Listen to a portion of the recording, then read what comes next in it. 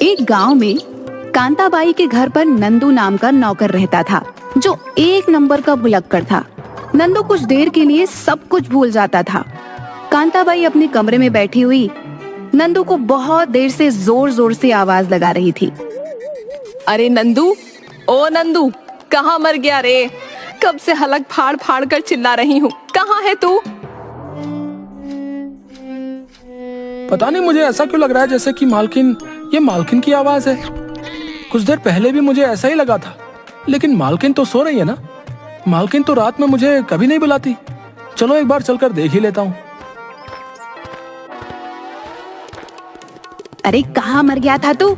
आधा घंटा हो गया तुझे आवाज लगाते लगाते, अब तो मेरा गला भी दुखने लगा है। ये क्या मालकिन, आप रात में जाग रही हैं? क्या बोला? रात? अरे क्या पागल हो गया? सुबह को रात बोल रहा है। क्या सुबह हो गई और मुझे पता भी नहीं चला? अरे तेरी आंखें हैं या बटन? बाहर इतना बड़ा सूरज नहीं दिखाई दे रहा तुझे? वैसे तू कर क्या रहा था?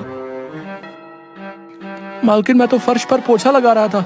अरे पागल हो गया है क्या? 1 घंटे पहले ही तो तूने घर का पोछा लगाया था, सारे घर की साफ सुथराई की थी। मेरी फिनाइल की शीशी खत्म करेगा क्या?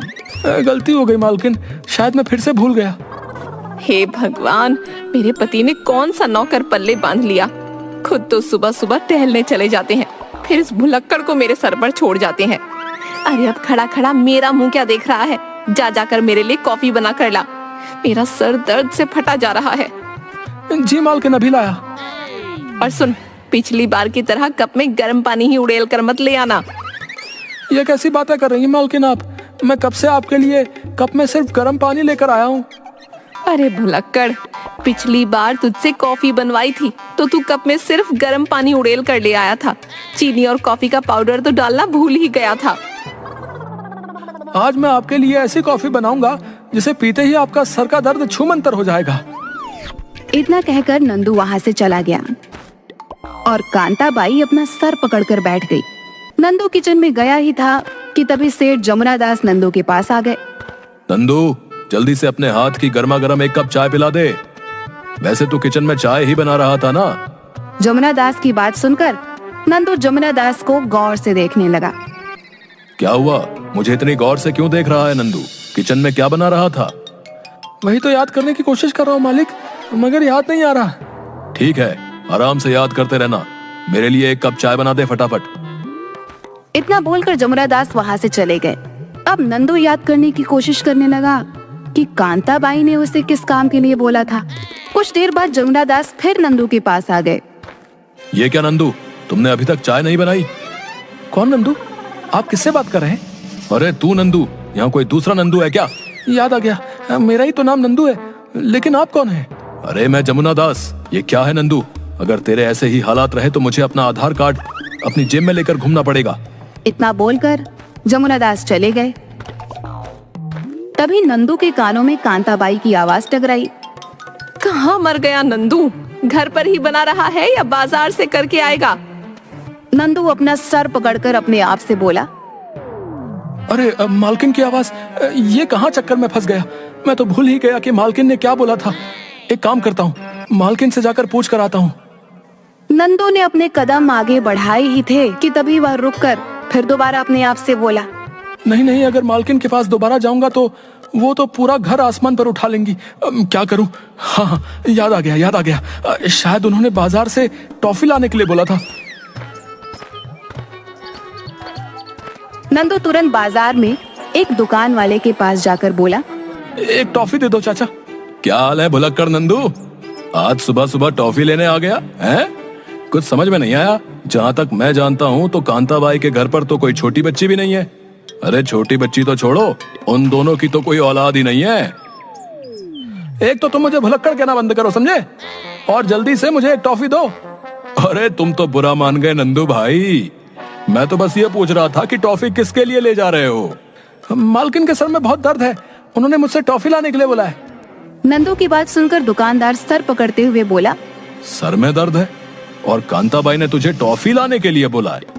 नंदू भैया, क्या टॉफी में डिस्प्रिन की दवाई मिलकर आ रही है क्या? है?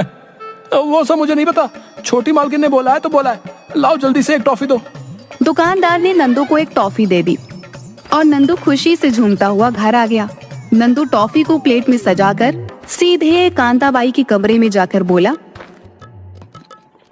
ये लीजिए मालकिन। ये क्या है? अरे मालकिन, आपने ही तो बोला था टॉफी लाने के लिए। यह सुनकर कांताबाई गुस्से से लाल पीली होती हुए बोली, अरे तेरा सत्यानाश जाए, तुझसे कब कॉफी बनवाई थी? सर में बहुत तेज दर्द था, 1 घंटे से इंतजार कर रही हूँ और तू क्या लाया है ये टॉफी? अरे मैं कोई छोटी बच्ची हूँ क्या? मैं फिर भूल गया, मुझे लगा आपने टॉफी मंगाई है। अरे टॉफी नहीं भुलक्कड़, कॉफी बनवाई थी तुझसे। ठीक है, मैं अभी बना कर आता हूँ। नहीं नहीं, कहीं जाने की जरूरत नहीं है, मैं खुद बना लूंगी। तू बस एक एहसान कर। क्या मालकिन? मेरी नजरों से इस वक्त दूर हो जा। नंदू वहाँ से चला गया। जमुना प्रसाद यह सब देखकर जोर जोर से हंसने लगे। हंसो और हंसो। है, बहुत हंसी आ रही है ना तुम्हें? अरे क्या जरूरत थी इसे यहाँ रखने की? इसने मेरे सर में दर्द कर दिया है। तुम इसे धक्के देकर बाहर क्यों नहीं निकाल देते? तुम तो जानती हो कांता, इसका पिता सुखिया हमारे यहाँ बरसों से नौकरी करता था। इसकी माँ तो इसे जन्म देते ही चल बसी और कुछ दिनों पहले बेचारा सुखिया भी चल बसा। अब ये बेचारा कहाँ जाएगा? अरे कहीं भी जाए, पानी में डूबकर मर जाए, मुझे इससे क्या? इसकी भूलने की आदत ने मेरे सर में दर्द कर दिया है। चिंता मत करो, धीरे धीरे ये सही हो जाएगा। सीख नहीं जाएगा बल्कि मुझे मार देगा। तुम तो वैसे भी यही चाहते हो ना। सीधे सीधे ये क्यों नहीं कहते कि तुमने इसे मुझे टॉर्चर करने के लिए रखा है ताकि मैं वक्त से पहले ही मर जाऊं। लेकिन ध्यान रखना, मैं इतनी आसानी से नहीं मरूंगी। मैं तुम्हारा पीछा अगले जन्म तक करूंगी। वो तो मैं शुरू से ही जानता हूँ। कहना क्या चाहते हो तुम? अरे जब तुम्हारे कदम इस घर में पड़े थे, मैं तभी समझ गया था कांता कि तुम मेरा पीछा अगले जन्म तक नहीं छोड़ोगी।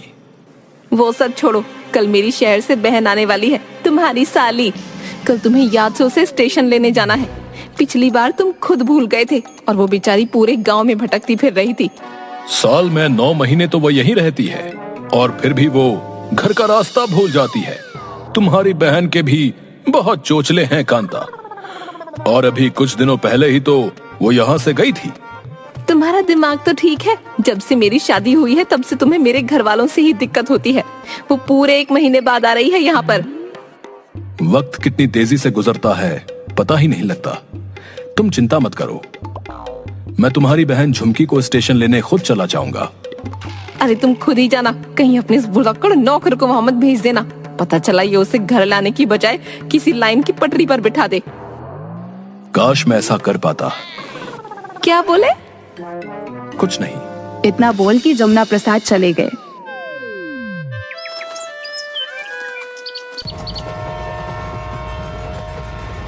अगले दिन कांताबाई की बहन झुमकी को जमुना स्टेशन से ले आया। झुमकी एक बहुत ही नकचड़ी बुढ़िया थी। अगली सुबह झुमकी किचन में जाकर नंदू से बोली, कौन है रे तू? मैं यहाँ का नौकर हूँ।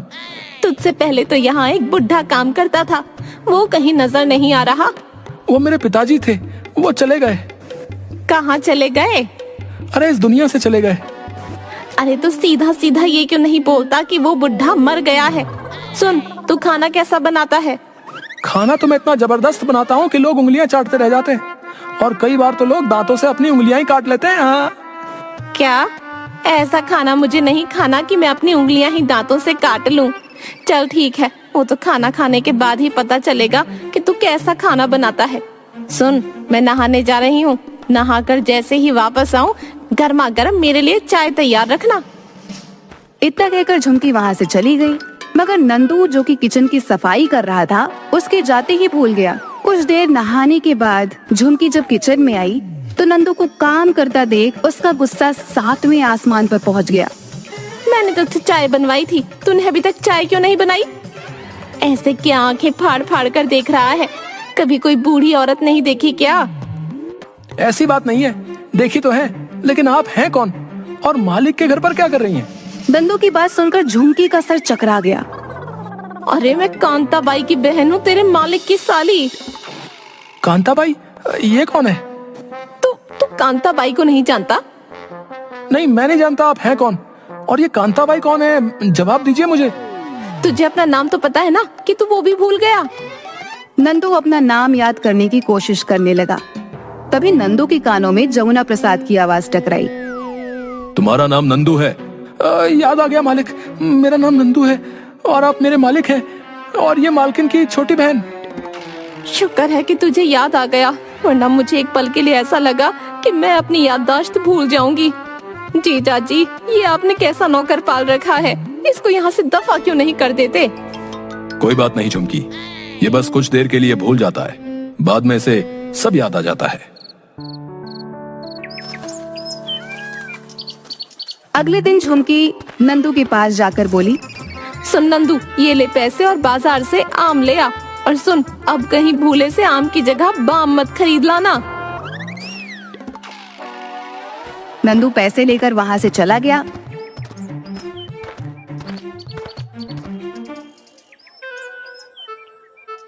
इस बार मुझे किसी भी कीमत पर भूलना नहीं है, नहीं तो मालकिन मुझे पक्का नौकरी से निकाल देंगी। एक काम करता हूँ, आम आम कहते कहते बाजार तक जाता हूँ, इससे मुझे याद रहेगा कि मालकिन की बहन ने क्या मंगाया है। इतना बोलकर नंदू आम आम आम ये कहते हुए रास्ते पर चलने लगा।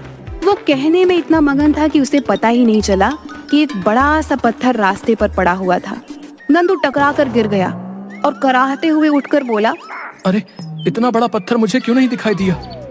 पत्थर से टकराते ही नंदू फिर भूल गया कि उसे बाजार से क्या लाना है और वो अपने आप से बोला, मैं क्या बोलता हुआ जा रहा था, आम या बाम? हाँ याद आ गया, मालकिन ने बोला था कि बाम की जगह आम मत खरीद लाना। नंदू सीधे मेडिकल स्टोर पर पहुंच गया, एक बाम की शीशी खरीद ली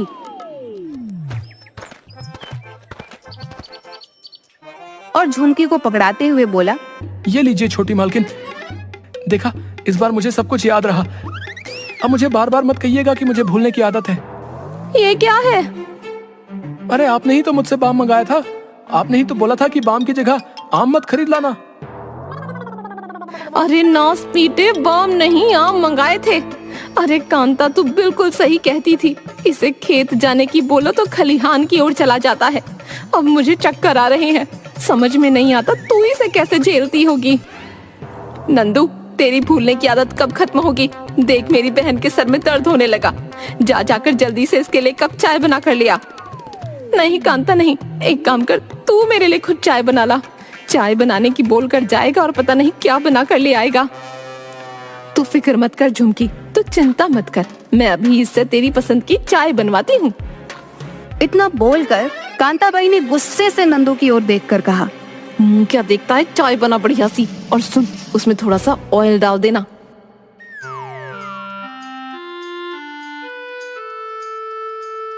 अरे ऐसे दीदे फाड़ फाड़ कर क्या देख रहा है भुलक्कड़ कहीं के? चाय में ऑयल डालकर पीने से झुमकी के सर का दर्द ठीक हो जाएगा। और सुन, थोड़ा कम ही डालना, कहीं ज्यादा मत डाल देना। नंदू सिर हिलाते हुए उस वक्त वहां से चला गया। मगर सच तो ये था कि नंदू समझ ही नहीं पाया था कि आखिर कांताबाई चाय में क्या डालने की बात कर रही थी। तभी नंदू की नजर किचन के साइड में रखी हुई फिनाइल की शीशी पर पड़ी। उसके दिमाग में कांताबाई की बात टकरा गई। अरे तूने 2 बार तो पोछा लगा दिया है, मेरे फिनाइल की शीशी को खत्म करेगा क्या? नंदू अपने आप से बोला, लगता है मालकिन फिनाइल कहना चाह रही होंगी, मगर गुस्से से उनकी जुबान से ऑयल ही निकला। नंदू ने चाय बनाकर उसमें फिनाइल की कुछ बूंदें डाल दी और सीधे झुमकी के पास लेकर पहुंच गया। झुमकी ने जैसे ही एक घूंट पिया, उसके नाक से फिनाइल की तेज गंध आने लगी और उसने उल्टी कर दी। अरे नास पीटे, क्या डालकर लाया है इसमें? इसमें तो फिनाइल जैसी गंध आ रही है। कहीं चाय में तूने फिनाइल तो नहीं डाल दिया? क्या फिनाइल? क्या तू मेरी बहन को मारना चाहता है? मालकिन आपने ही तो बोला था यही डालने को। अरे करम जले, मैंने ऑयल डालने को बोला था, फिनाइल डालने को नहीं। मैं जा रही हूँ कांता, अगर मैं तेरे घर कुछ दिन और रुकी तो ये तो मुझे पक्का मार देगा। मैं अभी नहीं मरना चाहती, मैं जा रही हूँ। अरे झुमकी, मेरी बात तो सुन। नहीं कांता नहीं, पहले इस भुलक्कड़ के दिमाग का इलाज करा।